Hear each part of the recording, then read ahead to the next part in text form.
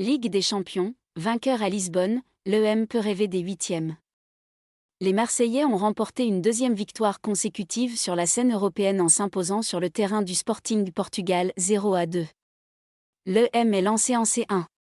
Une semaine après sa première victoire, Marseille a confirmé son réveil en Ligue des champions en s'imposant de nouveau face au Sporting Portugal 0-2. Deux victoires très similaires. Comme à l'aller, les Phocéens ont disputé une grande partie du match en supériorité numérique. Après Adam au Vélodrome, c'est Ricardo Esgaio qui a précipité la chute du Sporting, en écopant de 2 cartons jaunes coup sur coup 17e, 19e. Sa deuxième faute, commise sur Harit dans la surface, a permis à Guendouzi d'ouvrir le score sur pénalty 0-1, 20e. En tête, l'EM a su concrétiser son entame de match autoritaire. Et le break ne s'est pas fait attendre.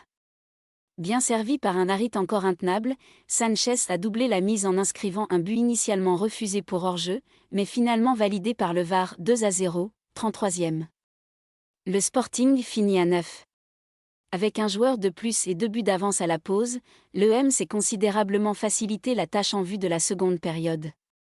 Les Phocéens ont gardé la maîtrise totale face à un Sporting sans ressources. Et trop nerveux.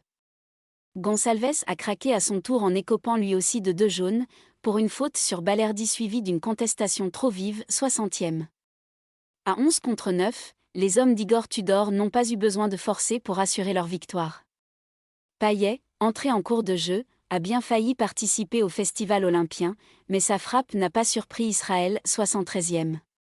Vainqueur logique, l'EM a réalisé une excellente opération, puisque ce succès lui permet de prendre la deuxième place d'un groupe des très serrés. En déplacement à Francfort dans 15 jours, les Marseillais ont fait le plein de confiance avant de retrouver la Ligue 1 et affronter le PSG lors d'un choc très attendu.